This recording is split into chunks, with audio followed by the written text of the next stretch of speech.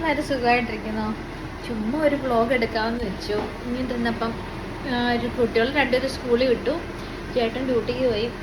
അന്നേരം ഇന്നിപ്പം തോരനൊക്കെ ഉണ്ടാക്കാമെന്ന് വെച്ചു. കറിയൊക്കെ ഇരിപ്പുണ്ട്, മീൻകറി ഇരിപ്പുണ്ട്, മോരിരിപ്പുണ്ട്, പിന്നെ ഒരു തോരനും കൂടെ വെച്ചാൽ മതി.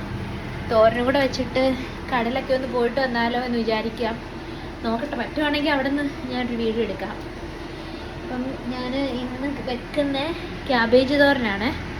ഈ ക്യാബേജും ക്യാരറ്റും കൂടെ അരിഞ്ഞ് വെച്ചിട്ടുണ്ട്. സവാളയും പച്ചമുളകും എല്ലാം കൂടി വഴട്ടി ഇച്ചിരി ഇഞ്ചി ചേർക്കും. ക്യാബേജിന് ഒരു വല്ലാത്തൊരു സ്മെല്ലുണ്ടല്ലോ, ആ സ്മെല്ല് ചിലപ്പോൾ എല്ലാവർക്കും ഇഷ്ടപ്പെടണമെന്നില്ല. അന്നേരം ഒരു ഇച്ചിരി ഇഞ്ചി ഇട്ട് കഴിഞ്ഞാൽ വേറൊരു ടേസ്റ്റ് ആയിരിക്കും.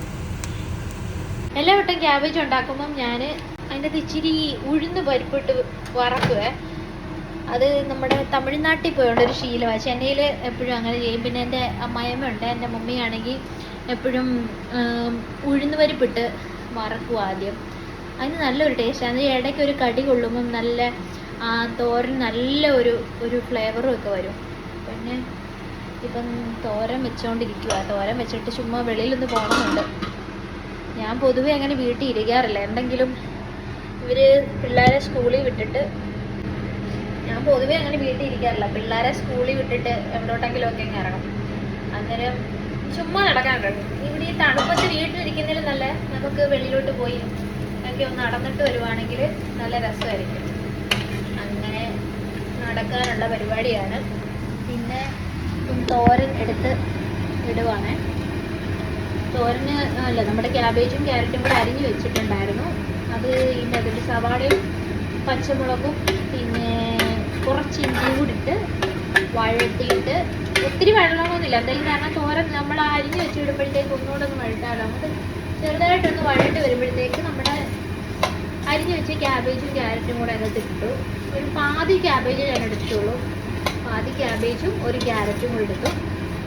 അന്നേരം ഇതൊന്ന് ആയി വരുമ്പോഴത്തേക്ക്, പിന്നെ ഇവിടെ നമുക്കറിയാമല്ലോ തേങ്ങയ്ക്ക് ഭയങ്കര ബുദ്ധിമുട്ടാണ്. നമ്മുടെ നാട്ടിലൊക്കെ എന്തോ ഒരു വീട്ടിലെ തെങ്ങുണ്ട്, ഒന്നും അറിയണ്ട, തേങ്ങ വാങ്ങിക്കേണ്ട ഒന്നും ഒരു ആവശ്യമേ വന്നിട്ടില്ല നാട്ടിലൊക്കെ നിൽക്കുമ്പോൾ.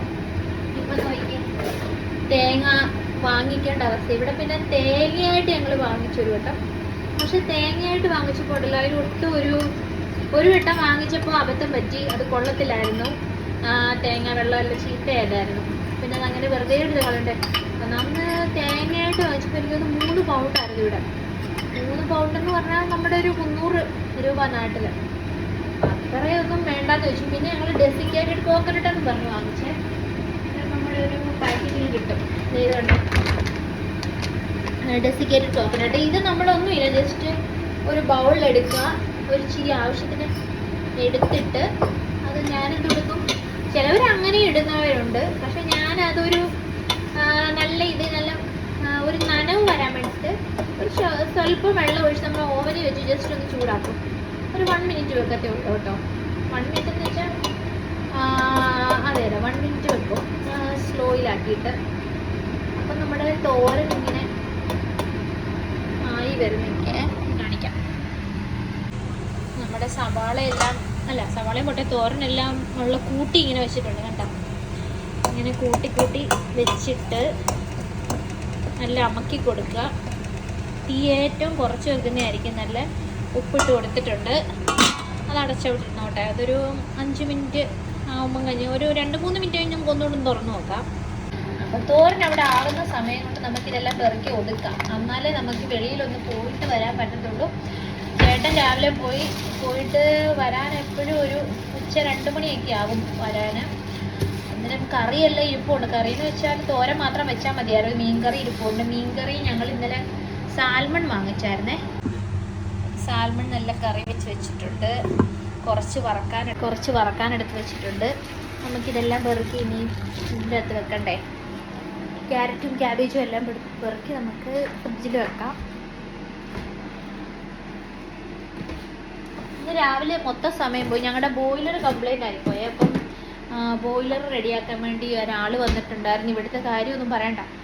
ആദ്യത്തെ ദിവസം വന്നു, പിന്നെന്തോ സംഭവം മാറ്റണം, അതിൻ്റെ എന്തോ പാർട്സ് മാറ്റണം എന്നൊക്കെ പറഞ്ഞു. അങ്ങനെ പാർട്സ് മാറ്റാൻ വേണ്ടി വെയിറ്റ് ചെയ്തു. അങ്ങനെ 4 ദിവസം എടുത്ത് എങ്ങനെയും ബോയിലർ റെഡിയായി കിട്ടാൻ. അത് ഈ തണുപ്പത്ത് ഭയങ്കര പാടാണ്. പക്ഷെ ഇന്ന് നല്ല വെട്ടമുണ്ടേ കേട്ടോ, നല്ല വെട്ടമുണ്ട്. എനിക്ക് ഈ റൂം ഭയങ്കര ഇഷ്ടമാണ് കേട്ടോ, കൺസർവേറ്ററി. നമുക്ക് അതും പ്രത്യേകിച്ച് സമ്മർ ടൈമിലുണ്ടല്ലോ ഈ റൂമിൽ വന്നിരിക്കാൻ എനിക്ക് എന്തോ ഒരു പ്രത്യേക ഒരു ഇഷ്ടമാണ്. കാരണം ഇവിടെ നല്ല വെട്ടമാണ്. ഇപ്പോൾ ഈ വിൻ്ററിൽ അറിയാമല്ലോ, നമുക്കൊരു 3 മണി ആകുമ്പോഴത്തേക്ക് ഇരുട്ടാൻ തുടങ്ങും. ഇപ്പം 3:30 ആകുമ്പോഴത്തേക്ക് നമ്മുടെ നാട്ടിലെ ഒരു 6 മണി 6:30 പോലെ ഇരിക്കും. പിന്നെ 4 മണി ആകുമ്പം നാട്ടിലെ 8 മണിക്ക് കുറ്റാ കൂരിട്ടെന്ന് പറയുന്ന ഒരു അവസ്ഥയാണ്. അന്നേരം ഇവിടെയൊക്കെ വന്ന് ഇന്ന് ഈ വെട്ടമൊക്കെ കൊണ്ടിരിക്കുമ്പോൾ ഒരു പ്രത്യേക സുഖം. എനിക്ക് ഈ തണുപ്പത്താണെങ്കിൽ ഞാൻ കുറച്ച് നേരം ജനലൊക്കെ ഇങ്ങനെ തുറന്നിട്ട് അങ്ങനെ നിൽക്കും. അന്നേരം ഒരു പ്രത്യേക സുഖമാണ്. എനിക്ക് ഈ മൂടി പിടച്ച് എന്നാ പറയുന്നത്, ഇരുട്ട് മൂടി വരയ്ക്കാതിരിക്കാൻ ഭയങ്കര ബുദ്ധിമുട്ടാണ്. കേട്ടിട്ടുണ്ട് ഡിപ്രഷനൊക്കെ അടിക്കുമെന്ന്. സത്യം ഇപ്പം ഫാമിലി ഇല്ലെങ്കിൽ നമ്മൾ പെട്ടുപോയി. ഇവരൊക്കെ ഉള്ളതുകൊണ്ട് രക്ഷപ്പെട്ടു. ഞാൻ എൻ്റെ മോനും മക്കളും ചേട്ടനെല്ലാം വരുന്നതിന് മുമ്പ് കുറേ പാടുപെട്ടു കേട്ടോ. 3 മാസം അവരെ മിസ് ചെയ്തോളൂ. ഞാൻ ഓഗസ്റ്റിൽ ഇവിടെ എത്തി, ഡിസംബറിൽ അവരെ കൊണ്ടുവന്നു. പക്ഷേ ആ 3 മാസം ഉണ്ടല്ലോ, അയ്യോ ഞാൻ കുറേ കഷ്ടപ്പെട്ടു എന്ന് വെച്ചാൽ ഭയങ്കരമായിട്ട് മിസ് ചെയ്തു ഇവരെയൊക്കെ. എന്തായാലും പെട്ടെന്ന് അവരെ കൊണ്ടുവരാൻ സാധിച്ചു. എല്ലാം ദൈവത്തിൻ്റെ അനുഗ്രഹം. അപ്പം നമ്മുടെ തോരനിരുന്ന് ആവുന്നുണ്ട്. ഇനി അത് ആവുന്ന സമയം കൊണ്ട് ഞാൻ തുണി മെഷീനിൽ ഇട്ടിട്ടുണ്ടായിരുന്നു. ഇനി അതെല്ലാം വിരിക്കണം. ഇപ്പം ബോയിലർ കംപ്ലൈൻറ്റ് ആയതുകൊണ്ടെന്ന് വെച്ചാൽ ഹീറ്റിംഗ് സിസ്റ്റം ഒന്നും വർക്ക് ആവുന്നില്ലല്ലോ വീട്ടിൽ. അങ്ങനെ ഹീറ്റർ ഒന്നും വർക്ക് ആവാനുകൊണ്ട് തുണിയെല്ലാം മാറ്റി വെച്ചേക്ക്. കാരണം നമുക്ക് വിൻ്റർ ആയതുകൊണ്ട് വെളിയിൽ വിരിക്കാൻ പറ്റത്തില്ല. തുണി നനവ് മാറത്തില്ല. പിന്നെ ഞാൻ അന്ന് തുണി നനയ്ക്കുന്നതിൻ്റെ അന്ന് മാത്രം ആ കൺസർവേറ്ററി ഇല്ലേ അവിടെ വെക്കും. അത് കഴിഞ്ഞിട്ട് അടുത്ത ദിവസം ഞാൻ അടുത്ത് വെക്കത്തുള്ളൂ. കാരണം അതിൻ്റെ ആ ഒരു ഈർപ്പം എല്ലാം പെരയ്ക്കകത്ത് നിന്ന് കഴിഞ്ഞാൽ ഭയങ്കര പാടായിരിക്കും. കണ്ടോ, ഈ സ്റ്റാൻഡിലാണ് ഞങ്ങൾ ഇടുന്നത്. എന്നിട്ട് ഇട്ടിട്ട് ഇപ്പം ബോയിലർ വർക്കാവുന്നതുകൊണ്ട് കുഴപ്പമില്ല, അകത്ത് വെക്കുന്നുണ്ട്. പൊതുവേ ഞാൻ അങ്ങനെ തുണി അങ്ങനെ അകത്ത് വെക്കത്തില്ല. കാരണം നമുക്കൊരു അസുഖങ്ങളൊക്കെ, ഫംഗൽ ഇൻഫെക്ഷനൊക്കെ ഒത്തിരി, റെസ്പിറേറ്ററി പ്രോബ്ലം അങ്ങനെയൊക്കെ ഒത്തിരി ഉണ്ടാകും പ്രശ്നങ്ങൾ. അതുകൊണ്ട് ഞാൻ ആദ്യത്തെ ദിവസം തുണി നനച്ചിട്ട് വെളിയിൽ കൺസർവേറ്ററി വെക്കും. പിന്നെ അടുത്ത ദിവസം രാത്രിയിലെടുത്ത് ഈ സ്റ്റാൻഡ് തന്നെ, സ്റ്റാൻഡ് ആകുമ്പോൾ കുഴപ്പമില്ല, അത് അങ്ങനെ എടുത്ത് മൂവ് ചെയ്ത് അങ്ങോട്ടും ഇങ്ങോട്ടുമൊക്കെ വെക്കും. അങ്ങനെ പോകുന്നു. വീട്ടിലിരിക്കുമ്പം ഇങ്ങനെ ബോറടിക്കത്തില്ല, സമയം അങ്ങനെ പോകും. കുട്ടികളെ രാവിലെ സ്കൂളിൽ വിട്ട് വീട്ടിലെത്തുമ്പം 9 മണിയാവും. രാവിലെ അവർക്ക് 8:30 പോകണം. 8:30 പോയി വീട്ടിലെത്തിയിട്ട് പിന്നെ ഫുഡ് ഉണ്ടാക്കാൻ കാണും. ഉച്ചക്കത്തേക്ക് ഫുഡൊക്കെ ഉണ്ടാക്കി. കണ്ടോ ഞങ്ങളുടെ ക്രിസ്മസ് ട്രീ കണ്ടോ, ഇവിടെ വലുതായിട്ടൊന്നുമില്ല, ചെറിയ രീതിയിലൊക്കെ ഡെക്കറേറ്റ് ചെയ്തു. പിന്നെ ഇവിടെ ചെറിയ ചെറിയ ലൈറ്റ്സൊക്കെ ഉണ്ട്, അത് വൈകിട്ട് കാണാം. പിന്നെ കുട്ടി ഇത് കണ്ടോ ചെടികളൊക്കെ, ഇൻഡോർ പ്ലാന്റ്സ് എന്നും പറഞ്ഞ് വാങ്ങിച്ചു വെച്ചാൽ. ഇവിടെ ഇൻഡോർ പ്ലാന്റ്സ് ഇല്ലെങ്കിൽ പറ്റത്തില്ല കേട്ടോ. കാരണം നമുക്കിവിടെ വലുതായിട്ട് കാണുന്നുണ്ടോ, ഇവിടെ വലുതായിട്ട് അങ്ങനെ നമുക്ക് വിൻ്റർ ടൈമിൽ നമുക്ക് വിൻഡോസ് ഒന്നും തുറന്നിടാൻ പറ്റത്തില്ല, ഭയങ്കര തണുപ്പായിരിക്കും. എന്നാലും ഞാൻ എന്ത് കൊടുക്കും, ഒരു 1 മണിക്കൂറൊക്കെ തുറന്നിട്ടിട്ട് അങ്ങ് അടയ്ക്കും. അങ്ങനെ ഇൻഡോർ പ്ലാന്റ് ഒക്കെ വാങ്ങിച്ചു വെച്ചിട്ടുണ്ട്. പിന്നെ അങ്ങനെ സമയം പോകുന്ന കാര്യം, രാവിലെ വരും, കുട്ടികളെ വിട്ടിട്ട് വീട്ടിലെത്തുമ്പോഴത്തേക്ക് 9 മണിയാകും. പിന്നെ 9-9:15 ചിലപ്പോൾ അങ്ങനെ പോവും. അവിടെ ഞങ്ങൾക്ക് അടുത്ത നാസ്ഡേ ഒക്കെ, അവിടെ പോയി അങ്ങനെ കുറേ ഷോപ്പിംഗ് ഒക്കെ ചെയ്ത് വീട്ടിലേക്കുള്ള സാധനമൊക്കെ വാങ്ങിച്ചു വീട്ടിലെത്തി. പിന്നെ ഫുഡ് ഉണ്ടാക്കി കഴിയുമ്പോഴത്തേക്ക് 10-12 മണിയാവും. പിന്നെ കുറച്ച് നേരം ചേട്ടനുണ്ടെങ്കിൽ പിന്നെ ഞങ്ങൾക്ക് പെട്ടെന്ന് സമയം പോകും. അല്ലെങ്കിൽ ഇങ്ങനെ നമ്മൾ എന്തെങ്കിലുമൊക്കെ പണി കാണും, വീട് വൃത്തിയാക്കാനും തൂക്കാനും എടുക്കാനും ഓരോ പണി ചെയ്ത് കഴിയുമ്പോഴത്തേക്ക് ഉച്ചയ്ക്ക് കഴിക്കാൻ സമയമാവും. 1 മണി 1:30 ആകുമ്പോഴത്തേക്ക് ഞങ്ങൾ ഫുഡ് കഴിക്കും. പിന്നെ 3 മണിയാകുമ്പോൾ അവരെ വിളിക്കാൻ പോകണം. 3 മണിക്ക് ഇവിടുന്ന് ഇറങ്ങണം, 3:30 അവർ സ്കൂൾ വിടുന്നത്. അങ്ങനെ സമയം പോകും. അങ്ങനെയൊക്കെ പോകുന്നു ലൈഫ്. പക്ഷേ രസമാണ് കേട്ടോ. എനിക്ക് നാട്ടിൽ നമുക്ക് വെളിയിലിറങ്ങി നടന്ന് കുറച്ച് നേരം നടക്കുമ്പോഴേ നമുക്ക് കാല് കഴിക്കും, പിന്നെ വിയർക്ക് നമ്മൾ ആ ചൂടത്തൊരു പരുവാവുമല്ലോ അല്ലേ. പക്ഷെ ഇവിടെ നമുക്ക് നടക്കുന്നതിന് ഒട്ടും ഒരിതില്ല കേട്ടോ, ചുമ്മാതെ നടക്കാനൊരു രസമാണ്. എന്നിട്ട് അതും നമ്മൾ ഷൂസൊക്കെ ആണല്ലോ ഇവിടെ ഇടും, നമുക്ക് കാലൊന്നും അങ്ങനെ വേദന എടുക്കും അങ്ങനെയുള്ള സംഭവമൊന്നുമില്ല. നമ്മൾ ചെപ്പലിട്ട് നടക്കുമ്പോഴല്ലേ ഭയങ്കര പാട്. അവിടെ അങ്ങനെ വിയർക്കാത്തത് കൊണ്ട് നമുക്ക് ആ ഒരു ക്ഷീണമൊന്നും തോന്നാറില്ല കേട്ടോ. എനിക്ക് ഭയങ്കര ഇഷ്ടമാണ് നടക്കാൻ. ഞാനും ചേട്ടനും കൂടെ വീട്ടിലുള്ളപ്പം എപ്പോഴും ഇത് തന്നെ, നടക്കുക തന്നെ. എവിടെയെങ്കിലുമൊക്കെ ചുമ്മാ ഇങ്ങനെ ഉള്ള കടയിലെല്ലാം ഇങ്ങനെ കയറി അങ്ങ് ഇറങ്ങും. ഇങ്ങനെയൊക്കെ ഇരിക്കുന്നു. പിന്നെ എല്ലാവരും എന്ത് പറയുന്നു, ഇനി വിൻ്റർ, എനിക്കിവിടുത്തെ സമ്മറ് ഭയങ്കര ഇഷ്ടമാണ്.